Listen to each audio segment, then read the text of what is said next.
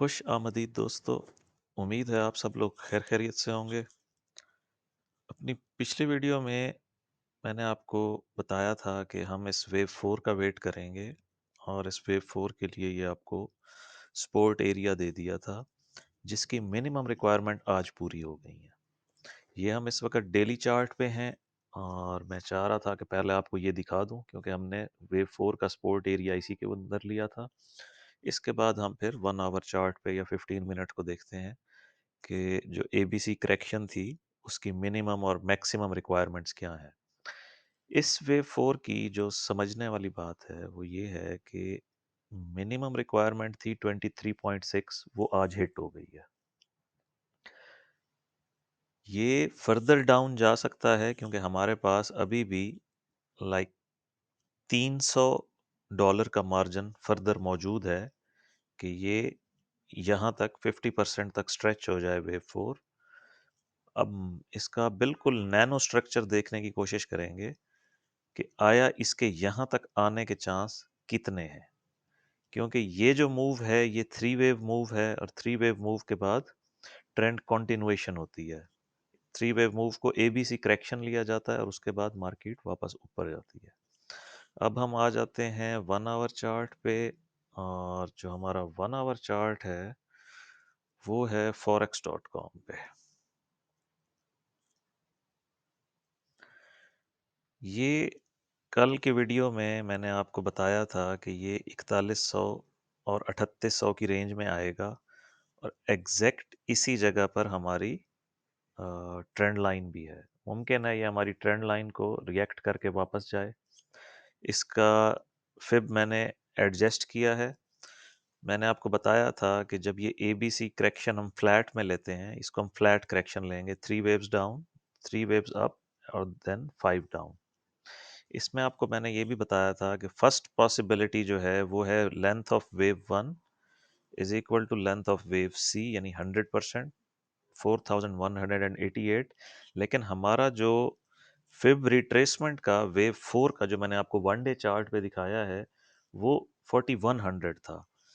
तो ज़्यादा लाइकली ये था कि ये 1.382 हिट करे और इसके नीचे एक छोटी सी विक बना ले ताकि 4100 हिट हो जाए। तो आज ये हिट हो गया है, 4100 हिट हो गया है पॉइंट। आज टोटल मार्केट नीचे आई है जी 4080 तक, 4080 तक मार्केट आई है। उसके बाद मार्केट ने रिएक्ट किया है 4151, 70 पॉइंट का रिएक्शन आया है। गुड रिएक्शन है, अच्छी रिजेक्शन समझी जा सकती है इसको। फिब लेवल को मैं यहाँ पे एक्सटेंशन को रिमूव कर रहा हूँ और ये एबीसी करेक्शन जो हमने कल लेबल की थी ये बिल्कुल ठीक बैठी है। इसमें सिर्फ ये हुआ है कि ये रेगुलर के बजाय इर्रेगुलर करेक्शन आ गई है। वेव बी ओवरशूट कर गई है, वेव ए से ऊपर चली गई है जहाँ से स्टार्टिंग ऑफ वेव 1 थी, वेव ए थी।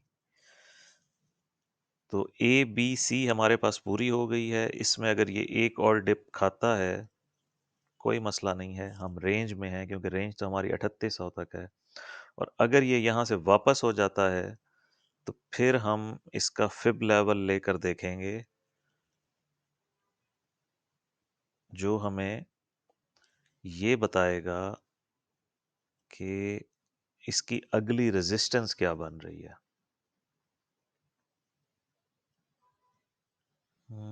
ये चार खाने इसकी नेक्स्ट रेजिस्टेंस के हैं। वो उस सूरत में है कि अगर करेक्शन डीप आ गई तो उसमें हम किस तरह से लेंगे कि ये सारे का सारा, ये जो थ्री वेव्स हैं इसको वेव ए लिया जाएगा इस तरह से, ये जो है इसको वेव बी लिया जाएगा और फिर एक फाइनल लेग डाउन आएगी जो हमें 3800 तक ले जाएगी।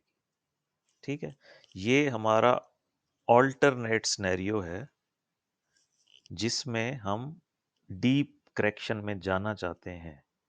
जो प्राइमरी सिनेरियो है उसके मुताबिक हमारी करेक्शन कंप्लीट हो चुकी है और हमें फर्दर ऊपर की तरफ मूव करना है। लेकिन चूंकि अभी डेटा कम है, अभी ये घंटा 2 घंटे पहले ये सारी कार्रवाई हुई है, तो हम अभी कोई भी हतमी फैसला नहीं ले रहे, एक बात। दूसरी बात ये कि हम डेली चार्ट पे आ जाते हैं और वापस दूसरी एक्सचेंज वाला चार्ट देखते हैं।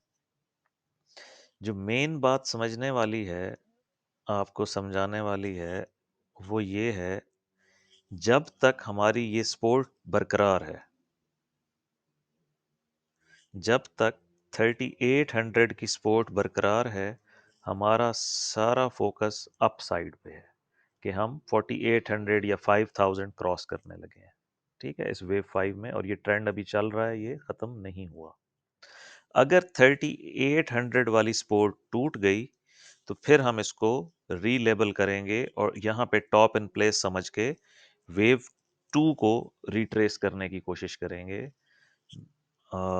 रफली आप यूं समझ लें कि